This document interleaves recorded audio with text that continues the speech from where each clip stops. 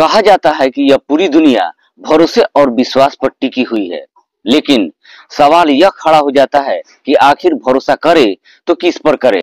आज की भागम भाग भरी जिंदगी में माता पिता दोनों काम करते हैं, जिसके कारण बच्चे घर पर अकेले रह जाते हैं और उन्हें पड़ोसियों के ही भरोसे छोड़ देना पड़ता है। लेकिन किसके मन में क्या चल रहा है यह कोई नहीं जानता, और जब सच सामने आता है तो वाकई में भरोसे पर से विश्वास ही उठ जाता है। आज की कहानी में भी बिल्कुल ऐसे ही होता है। नमस्कार, सलाम, सत श्री अकाल। मैं रजनीश और आप देख रहे हैं माही न्यूज। आज की जो सच्ची घटना मैं आपको सुनाने वाला हूँ, दरअसल यह घटना है हरियाणा का। हरियाणा का एक शहर है गुरुग्राम। इसी गुरुग्राम का सेक्टर 50 में राजेश सिंह, जिसकी उम्र है लगभग 45 साल, और इनकी पत्नी सरस्वती देवी, जिनकी उम्र है लगभग 35 साल, और इनकी बेटी अर्चना कुमारी, जिसकी उम्र है लगभग 17 साल के आसपास।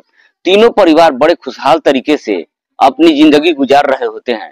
गुरुग्राम के इस सेक्टर 50 में राजेश सिंह और सरस्वती देवी एक निजी फैक्ट्री में दोनों एक साथ काम करते हैं, और उनकी बेटी अर्चना कुमारी जो 11वीं की छात्रा होती है। बात कर रहा हूं मैं 8 सितंबर 2022 की।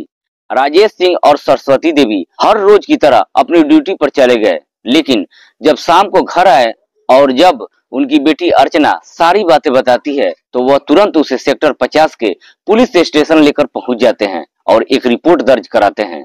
पुलिस वाले जब इस बच्ची से पूछताछ करते हैं तो बच्ची कुछ ऐसी बातें बताती है जिससे सुनने के बाद पुलिस वाले भी हैरान हो जाते हैं। दरअसल अर्चना कुमारी बताती है कि जब उसके मम्मी पापा 8 सितंबर 2022 को हर रोज की तरह जब ड्यूटी पर चले गए थे तो उन्हीं की कंपनी में एक और लड़का काम करता है, जिसका नाम है अशोक मंडल, जिसकी उम्र है लगभग 28 साल, जो उसके मम्मी पापा के काफी करीब है।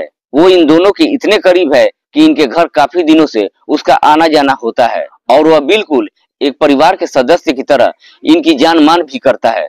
लड़की भी उस पर आंखें बंद करके भरोसा करती है, पर वो अर्चना अशोक मंडल को बिल्कुल अपने भाई के जैसा मानती है।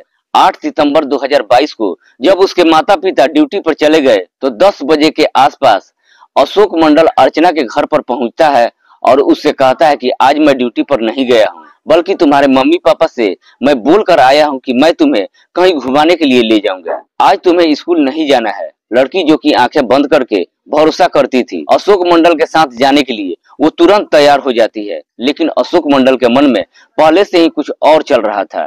प्लान के तहत अर्चना को अपने साथ लेकर घुमाने के लिए जाता है। दिन भर इधर उधर घुमाता है। शाम के 4 बजे के करीब सेक्टर 30 के ही अपने एक दोस्त के कमरे पर लेकर जाता है और अर्चना के न चाहते हुए भी उसके साथ अपनी सारी हसरतें वो पूरी कर लेता है। उसके बाद ये अपने षड्यंत्र के तहत अशोक मंडल, जो कि बंगाल का रहने वाला होता है, अर्चना को अपने साथ बंगाल लेकर जाने का षड्यंत्र बना लेता है, और इसी षड्यंत्र के तहत से वह अर्चना से शादी करना भी तय कर लेता है। यह सारी बातें अर्चना को पता चलता है तो वो काफी रोती है और कहती है कि भैया मुझे छोड़ दो। लेकिन अशोक मंडल किसी भी हाल में उसे छोड़ना नहीं चाहता है। लेकिन किसी भी तरीके से अर्चना लगभग 10 बजे के करीब वहां से भागकर निकलती है और भाग करके सीधे अपने घर पर किसी तरीके से वो पहुंचती है।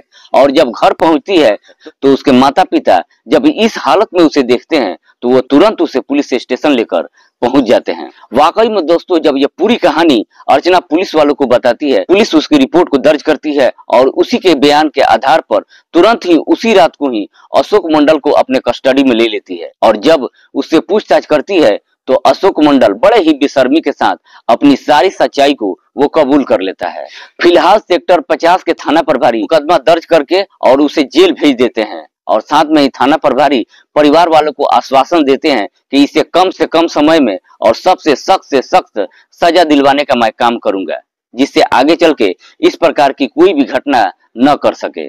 दोस्तों, इस दुनिया में ऐसे बहुत से लोग हैं जिन पर हम आंखें बंद करके भरोसा कर लेते हैं। भरोसा करना बिल्कुल जायज भी है, क्योंकि पूरी दुनिया भरोसे पर ही टिकी हुई है। लेकिन हर किसी पर आंखें बंद करके भरोसा भी नहीं करना चाहिए। भरोसे की भी एक सीमा रेखा होती है।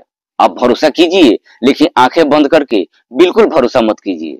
अगर इन्होंने अशोक मंडल पर आंखें बंद करके भरोसा नहीं किया होता तो शायद इनकी बच्ची की जिंदगी यूं ही खराब नहीं होती। और हर माता पिता को इस बात की शिक्षा अपने बच्चों को देना चाहिए कि अपना कोई भी रिश्तेदार हो या पड़ोसी हो, अगर थोड़ा सा भी अलग बर्ताव करता है तो इसकी जानकारी तुरंत अपने माता पिता को दें। बिना माता पिता के आज्ञा के कोई भी कार्य न करें, नहीं तो अशोक मंडल जैसे लोग हमारे समाज में भरे पड़े हैं। दोस्तों, इस पूरी कहानी को सुनाने का उद्देश्य मुझे किसी को परेशान करना नहीं, किसी का दिल दुखाना नहीं, बल्कि आपको सचेत करना है कि आप जहां भी रहें सावधान रहें और अपनों का ख्याल रखें। फिर हाजिर होंगे एक नई कहानी के साथ। तब तक के लिए जय हिंद, जय भारत।